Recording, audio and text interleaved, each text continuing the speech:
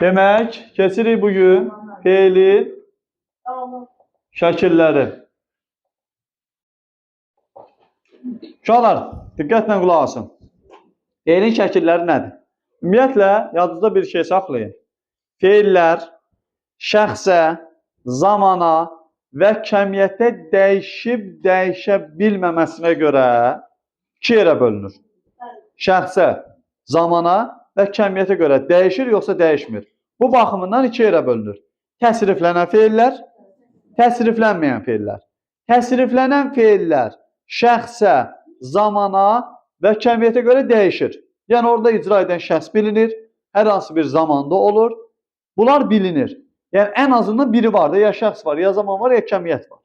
Təsriflənməyən feillərdə isə bu üç xüsusiyyətin, yəni şəxs, kəmiyyət və zaman heç birisi olmur. Təsriflənməyən feillərə biz deyirik məzdər, feil-i sifət, bir də nə?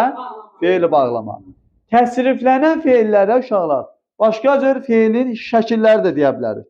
Yəni, feilin şəkillərində olan feillər şəxsə, zamana və kəmiyyətə görə dəyişir və yaxud da belə deyə bilərik də, işin icrası mütləq şəkildə icra olunmalıdır, yəni tələb olunur. İşin icrası arzu oluna bilər, işin icrası vacib ola bilər, işin icrası lazım ola bilər, işin icrası şəxssiz formada icra oluna bilər, iş hər hansı bir xəbər şəklində göstəricisi, zaman şəkilcisi hər hansı bir zamanda ola bilər və s. Yəni, bildiyimiz feilin şəkilləri bu saydığımız xüsusiyyətləri özündə əks etdirir. Deməli, təsriflənən feillər dedikdə ilk ağlımıza nə gələcək? Feilin şəkillər. Aydın oldu. Qrammatik məna növü ilə şəkilləri qarışdırmayın. Yadınızda bir şey saxlayın. Feilin qrammatik məna növündə növ şəkilçiləri leksikdir.